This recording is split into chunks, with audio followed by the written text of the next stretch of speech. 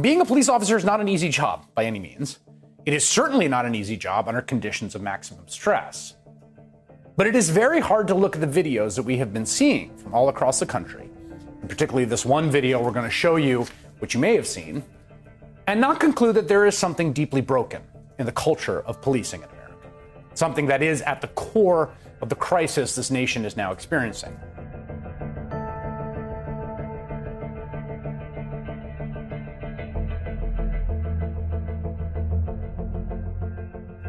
Now, this is a really upsetting and graphic video, so be warned. In downtown Buffalo last night, 75-year-old Martin Gugino, who's a longtime peace activist there, approached a group of officers at a protest, just walking up to them. Here's what happened next. He is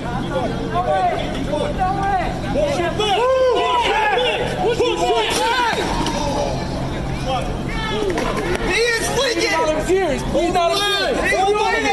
He's bleeding out of his ears. Get him medic. That's just 15 seconds of that video that you saw. And in just those 15 seconds, that scene is an entire syllabus on how the culture of policing is broken. What has happened to it, how it operates, and how it has essentially created a whole that is worse than the sum of its parts. Late today, 57 officers from that department resigned from the unit to protest what? Their colleague's suspension. All of this a day after Buffalo police were also photographed kneeling with protesters, in fact, in the very same spot. This side by side tells you there is nuance, but there is also much that needs to change. It's not just New York. Instances like this are happening around the nation. Indianapolis police investigating officers seen here firing pepper balls at a woman and striking her with a baton. You can see that there.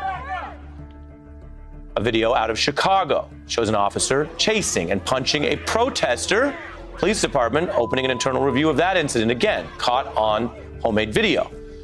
Another one shows LA police officers striking protesters. You'll see, boom, with batons again. And again, you can see that is, I could tell you as an attorney, textbook evidence of excessive force because the individuals appear unarmed and docile as they are hit repeatedly, you see, with these batons. Again, I'm sorry that this is disturbing, but we are documenting this in the news because it needs to be shown. Now take this video showing Philadelphia police hitting civilians with batons. You can hear the outrage and concern. You can see the shoving, tackling the woman to the ground ultimately. Almost like a melee here. You see her trying to get away basically from the attack.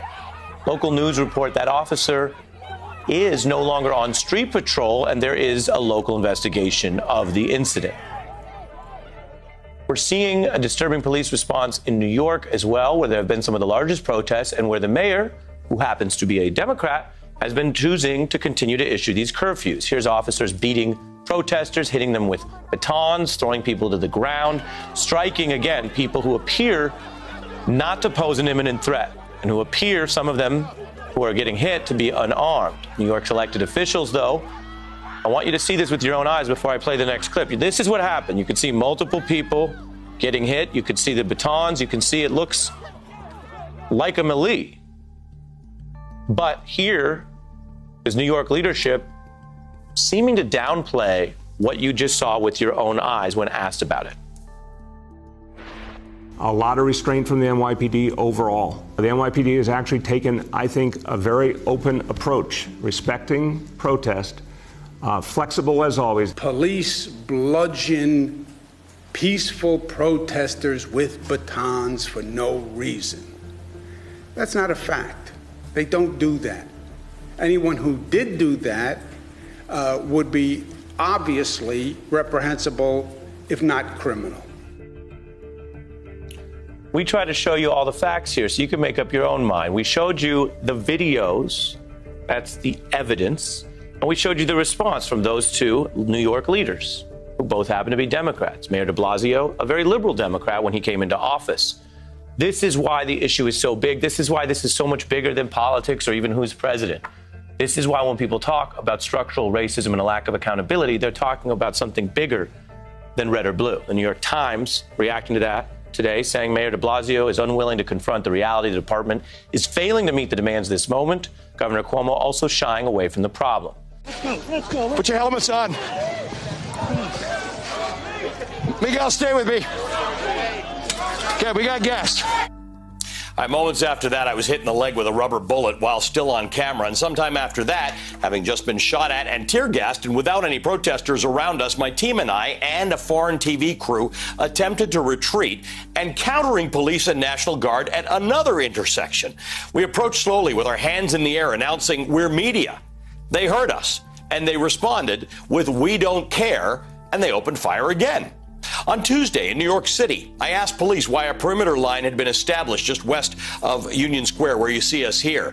There was no evident risk to anyone's safety in us getting closer to cover the removal of quiet, calm protesters who had been arrested for breaking curfew. The police officer's response suggested that if I did not move back, and I was already on the right side of the line, I might be arrested. In New York City, for covering the transfer of peaceful protesters who were under arrest and zip-tied into a van. Several of my colleagues from NBC and other outlets encountered danger in the last 11 days. All of us went back into the field because we exist as journalists to bear witness and to hold power to account. We bear witness to what is happening out there on the streets of America, and that is how we hold power to account.